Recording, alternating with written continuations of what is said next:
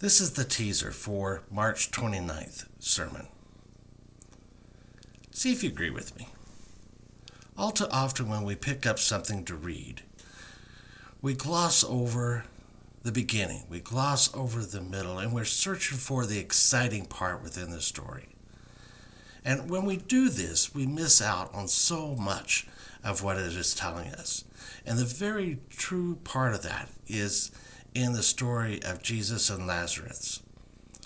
We rush past the beginning because the rest of the story appears at first glance to be far more fascinating than the beginning. And it's no wonder, because at the end of the story, Jesus is stimulating our attention. After all, this is where we see the astonishing miracle where Jesus raises Lazarus from the dead after being dead and in the tomb for 4 days.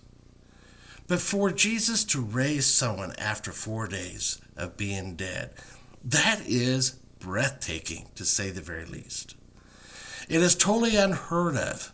What a remarkable sign of the hope, and that's with a capital H, the hope which we have within Jesus' own resurrection. It is no wonder why we skip through this story and we focus upon the ending. That is where the fireworks is laid.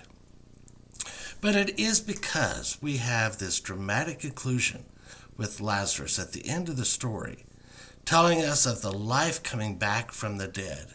In the middle of the story, we have the weeping of Jesus, which is very puzzling in itself.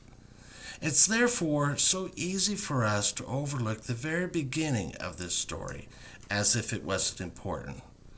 But what we find at the beginning of the story, what could actually be at that beginning that would be more important than the end or the middle?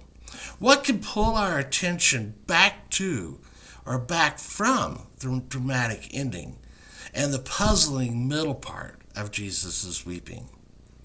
Now, would you believe me if I would tell you that the beginning of this story, which could be even greater importance than it could hold a candle to and surpass that than the ending of the story or the middle? And not only be able to do that, it is possibly even more important than the ending and the middle of the story put together. Come with me as we dive into our scripture for today. We're going to be covering John chapter 11, 1 through 44. God bless.